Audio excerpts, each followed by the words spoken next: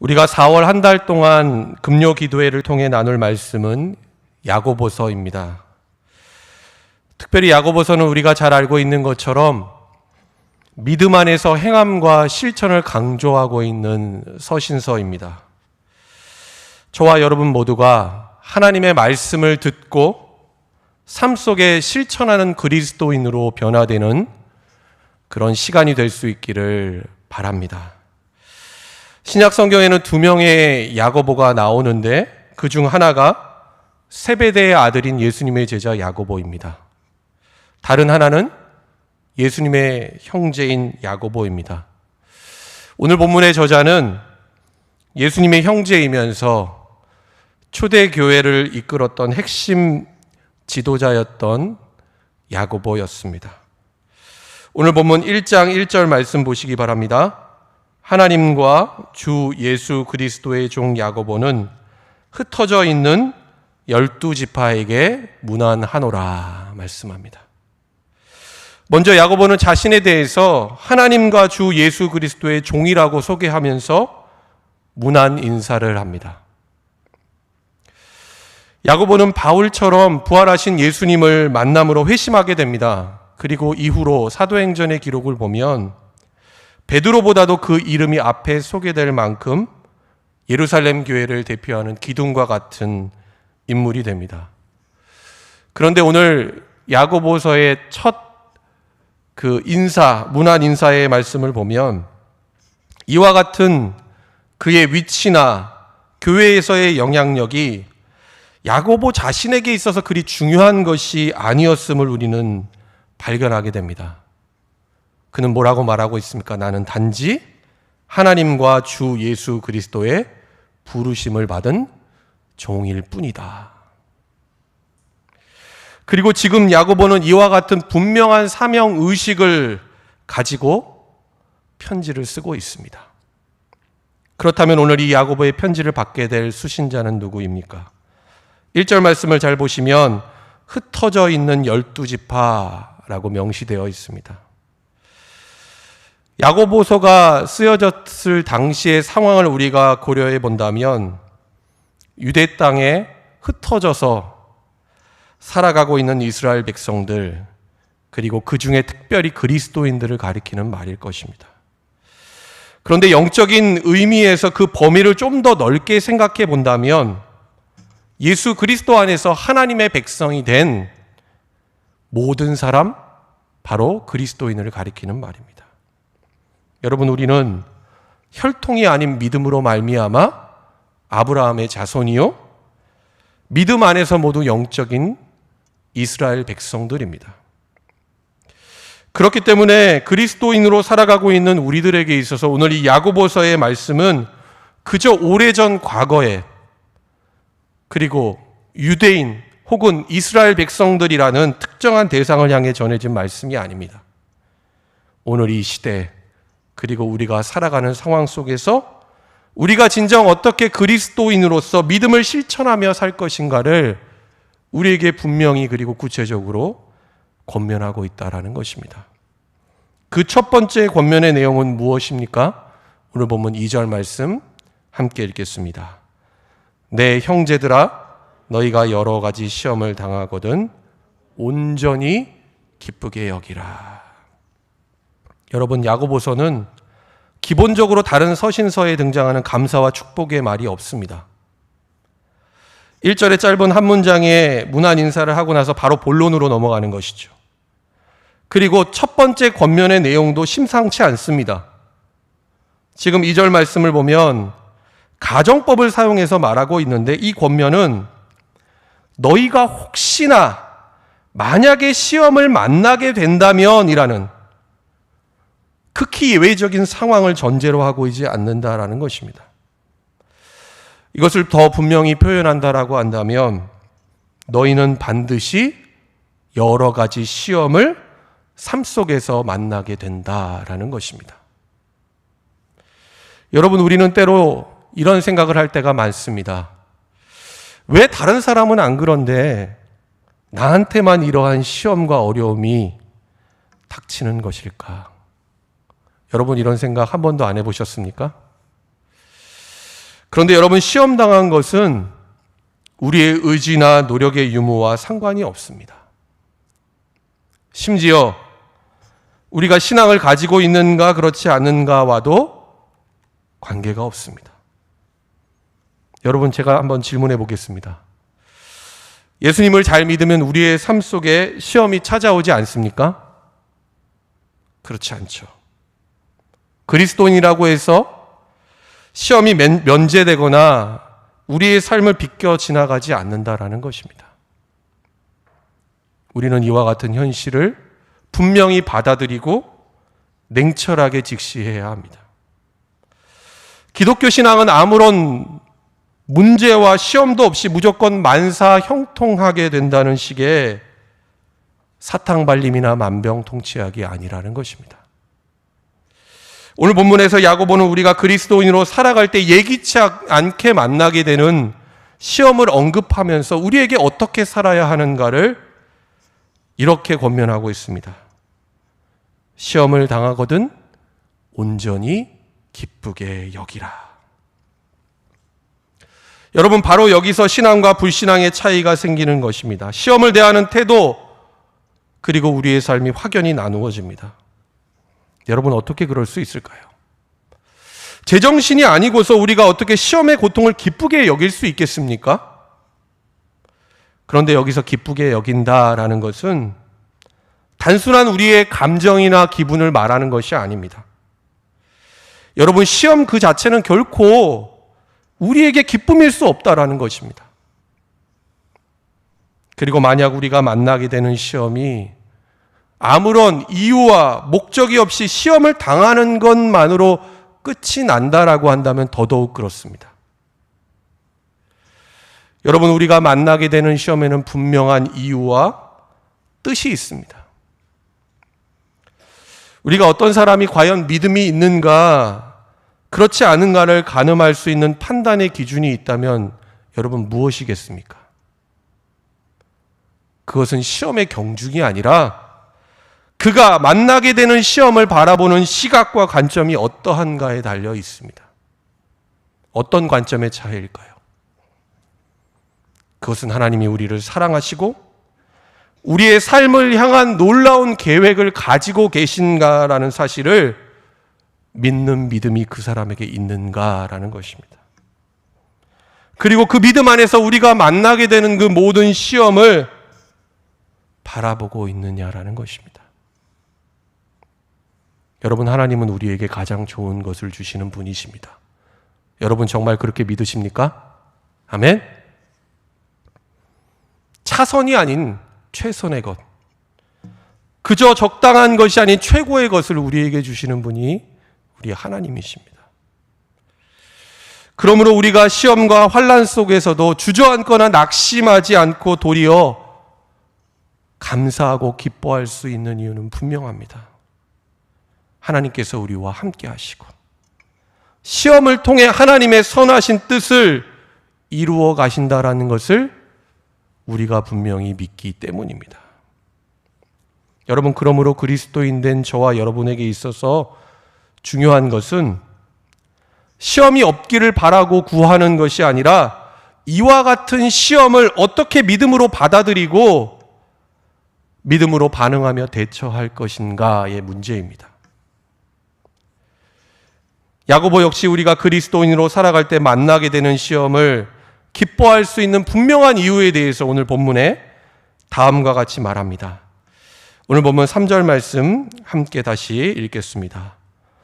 이는 너희 믿음의 시련이 인내를 만들어내는 줄 너희가 알미라. 토기장이 되신 하나님께서 진흙과 같은 우리를 빚으시고 다듬어 가시는 손길이 우리의 삶 가운데 분명히 있다라는 것입니다. 여러분, 하나님의 궁극적인 계획과 목적은 우리가 시험에 빠져서 넘어지게 하는 것이 아닙니다. 시험을 견뎌낼 만큼 우리를 인내하게 하시고 우리를 강하게 세우시기 위함입니다. 잠언 17장 3절 말씀을 보면 비유적인 표현을 써서 이렇게 말씀하고 있습니다. 함께 읽겠습니다. 도가니는 은을, 풀무는 금을 연단하거니와 여호와는 마음을 연단하시느니라. 아멘. 시험은 우연히 우리의 삶에 일어난 일이 아니라는 것입니다. 하나님께서 우리를 인내하게 하시고 그 인내를 통해서 우리의 신앙과 인격을 성숙하게 하시는 필수 과정이라는 것입니다. 여러분, 그래서 우리의 믿음의 진가는 이처럼 시험을 만나게 될 때 분명히 나타나게 됩니다. 교회 안에서도 어떤 분들을 보면 정말 어떻게 이런 어려운 상황과 환경과 조건 속에서도 하나님께 감사하고 기뻐하며 흔들리지 않을 수 있을까라는 생각이 드는 분들이 계십니다. 성숙한 신앙을 가진 분들이죠. 반면에 어떤 분들을 보면 정말 작은 문제와 시험 앞에서도 하나님께 불평하고 원망하며 심지어는 그것 때문에 하나님을 떠나 신앙 자체를 잃어버리는 그런 분들도 계십니다. 왜일까요? 이분의 신앙 가운데에는 나에게 좋고 나에게 유익과 도움이 되기 때문에, 그렇기 때문에 하나님을 믿는 성숙하지 못한 신앙을 가지고 있다라는 그 분명한 증거가 이를 통해 나타나게 된다라는 것입니다. 여러분, 그렇기 때문에 시험을 만나면 이와 같은 사람은 인내하지 못하게 되는 것이죠. 우리가 부부간의 사랑을 예로 들어서 생각해 본다면 여러분 어떻습니까? 어떤 사람이 배우자를 정말 사랑하는 것이 아니라 그 사람이 가지고 있는 돈이나 지위, 외모와 건강 등 여러 가지 조건과 배경 때문에 이 사람을 만나고 또 그러한 조건과 환경 때문에 결혼했다라고 한다면, 만약 이러한 것들이 다 사라지게 될 때 어떻게 될까요? 더 이상 이 두 사람의 부부 관계는 정상적으로 유지하기 어려울 것입니다. 하지만 이와 정반대인 부부가 있다라고 한다면 어떻게 될까요? 이와 같은 배경과 조건의 유무는 결코 문제가 되지 않는다라는 것입니다. 시험이 있고 어려움이 있을지라도 서로를 사랑하는 진실한 마음으로 인내하며 이와 같은 시험을 극복하고 이겨낼 수 있게 됩니다. 여러분, 이러한 사랑이 진실한 사랑, 성숙한 사랑 아니겠습니까? 그런데 이것은 하나님과의 관계에 있어서도 마찬가지입니다. 성숙한 신앙은 어떤 것입니까? 무엇 때문에? 다른 이유와 목적 때문에 우리가 하나님을 사랑하고 하나님을 섬기며 예배하는 것이 아닙니다. 하나님 그 자체가 좋아서 사랑하는 것이요, 하나님과 함께 거함이 다른 무엇보다 기쁘고 행복한 것입니다. 그래서 하나님이 우리의 삶의 참된 이유와 목적이 되는 것이죠. 여러 가지 시험을 통해서 이와 같은 하나님을 정말 뼈저리게 경험하고 깨달았던 한 사람이 있었습니다. 그는 바로 욥이었습니다. 욥은 시험과 고난을 통해 다음과 같이 고백하고 있습니다. 욥기 42장 5절 말씀 함께 읽겠습니다. 내가 주께 대하여 귀로 듣기만 하였사오나 이제는 눈으로 주를 배움나이다. 아멘.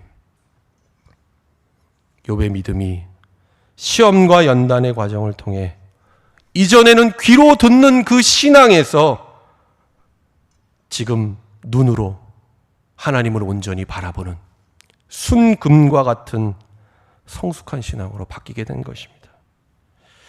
여러분, 그러므로 우리의 삶에 있어서 만나게 되는 시험은 우리가 믿음 안에 있을 때에는 결코 무익하거나 해로운 것이 아닙니다. 야고보는 계속되는 4절 말씀에서 다음과 같은 권면을 이어가고 있습니다. 오늘 본문 4절 말씀 함께 읽겠습니다. 인내를 온전히 이루라.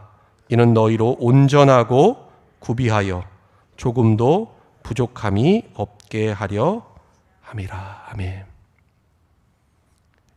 여러분, 인내라는 단어를 여러분 떠올릴 때 문자 그대로 참을 견딜래 우리는 아무것도 하지 않고 참고 견디는 것, 어쩔 수 없어서 꼭 참는 것으로 인내를 생각하기 마련입니다. 그런데 오늘 본문에서 야고보는 뭐라고 말씀하고 있습니까? 인내를 온전히 이루라. 적극적이고 능동적으로 무엇을 힘써 행하는 것이다 말씀하고 있습니다. 여러분, 인내는 성령의 열매 가운데 하나입니다. 그런데 인내라는 것은 우리가 상황과 환경에 우리 자신을 맡기고 가만히 있을 때 그냥 맺혀지게 되는 그런 열매가 아닙니다. 이 말은 다시 말해서 우리가 시험 중에 고통과 슬픔의 눈물을 흘리게 되지만 그 눈물을 닦고 일어나 가서 눈물로 씨를 뿌리는 것을 말합니다. 오늘 본문 4절 말씀을 새 번역 성경으로 제가 한 번 더 읽도록 하겠습니다. 여러분은 인내력을 충분히 발휘하여 조금도 부족함이 없이 완전하고 성숙한 사람이 되십시오. 아멘. 무슨 말입니까? 인내라는 것, 분명한 목표 지점을 향해 우리의 힘을 기울여 달려가는 것을 말합니다. 부족함이 없는 완전하고 성숙한 사람, 곧 예수 그리스도의 형상을 담는 온전함에 이르는 것입니다. 십자가에 달려 죽기까지 순종하신 예수님처럼 우리도 끝까지 포기하지 않고 하나님의 말씀을 따라 믿음으로 살아가는 순종의 훈련이 바로 오늘 본문의 인내를 온전히 이루는 것입니다. 그러나 이처럼 인내를 온전히 이루는 데 있어서 우리는 우리 자신의 연약함과 부족함을 절실히 느끼게 됩니다. 우리 스스로의 결단과 의지, 노력으로 되지 않는다라는 것이죠. 그러면 어떻게 해야 하는 것일까요? 어떻게 하면 우리는 인내를 온전히 이루는 성숙한 믿음의 사람이 될 수 있겠습니까? 여러분, 우리는 일반적으로 성숙한 사람의 특징을 어떻게 말합니까? 어린아이처럼 누군가에게 의존하지 않고 스스로 자신의 능력과 지혜를 발휘해서 독립적으로 뭔가를 해내는 사람을 성숙한 사람이라고 표현합니다. 그런데 신앙에 있어서 성숙한 사람은 이와 같은 원리가 적용되지 않습니다. 여러분, 어떤 사람이 성숙한 신앙을 가진 사람일까요? 하나님을 더욱 의존하는 사람, 하나님만을 간절히 찾으며 하나님의 은혜를 간절히 구하는 사람이 성숙한 믿음을 가진 사람입니다. 여러분 가운데 나는 하나님 없이도 나 혼자서도 뭐든지 잘할 수 있어 라는 생각을 가지고 있다면 여러분, 이것은 성숙함이 아니라 어리석고 교만한 것입니다. 그래서 오늘 야고보는 인내를 온전히 이루라는 이 권면 바로 뒤에 이어서 다음과 같은 가장 실제적인 권면을 덧붙이고 있습니다. 오늘 본문 1장 5절 말씀 함께 읽겠습니다. 너희 중에 누구든지 지혜가 부족하거든 모든 사람에게 후히 주시고 꾸짖지 아니하시는 하나님께 구하라. 그리하면 주시리라. 아멘. 여러분, 어쩌면 우리는 시험 앞에서 불평하며 원망하는 것이 더 우리에게 자연스럽습니다. 그리고 솔직히 우리의 내면을 들여다보면 그것을 피하고 싶은 마음이 더 크다라는 것입니다. 그리고 과연 내가 이 시험을 통과할 수 있을까?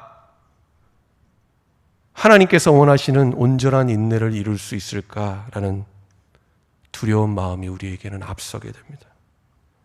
더 분명하고 정확하게 말한다면 여러분, 우리에게는 그럴 만한 용기, 지혜, 믿음의 실력이 없다라는 것이죠. 오늘 우리가 말씀을 듣고 마음으로 굳게 결단하며 정말 그렇게 살아야지 마음을 먹을지라도 금세 우리 앞에 밀어닥치는 시험이라는 인생의 파도 앞에서 여러분, 우리는 너무나 쉽게 흔들리고 무너질 때가 많습니다. 그렇기 때문에 오늘 이 시험을 통해 하나님의 선하신 뜻을 발견하려면 우리 모두에게는 무엇보다 하나님의 지혜, 하나님의 능력이 필요합니다. 여러분, 우리가 어떻게 인내로서 시험을 이길 수 있습니까? 어떻게 시험을 통해 하나님이 진정 원하시는 성숙한 모습으로 자라가고 변화될 수 있겠습니까? 하나님께서는 그것을 이루어가는 가장 좋은 방편으로 우리에게 주신 것이 있습니다. 그것이 바로 기도입니다. 오늘 우리가 함께 읽은 야고보서 1장 5절 말씀은 대개 수험생용 필수 구절로 많이 사용됩니다. 그런데 엄밀하게 말하면 이 말씀은 우리가 시험에서 좋은 성적을 얻기 위해서 우리 자녀들에게 하나님께서 지혜를 주시도록 그러한 목적을 위해서 우리가 기억해야 할 구절이 아닙니다. 여러분, 아무런 시험과 고난이 없이 늘 잔잔한 호수처럼 사는 사람, 그런 사람은 하나님 앞에 나가서 기도하지 않습니다. 뿐만 아니라 나는 괜찮다, 나는 문제가 없고 부족하거나 아쉬울 게 없는 사람 역시 하나님께 나아가지 않습니다. 기도하지 않는다라는 것이죠. 어쩌면 이와 같은 삶을 사는 것이야말로 하나님과 분리된 채 가장 불행한 삶을 사는 사람이라고 할 수 있을 것입니다.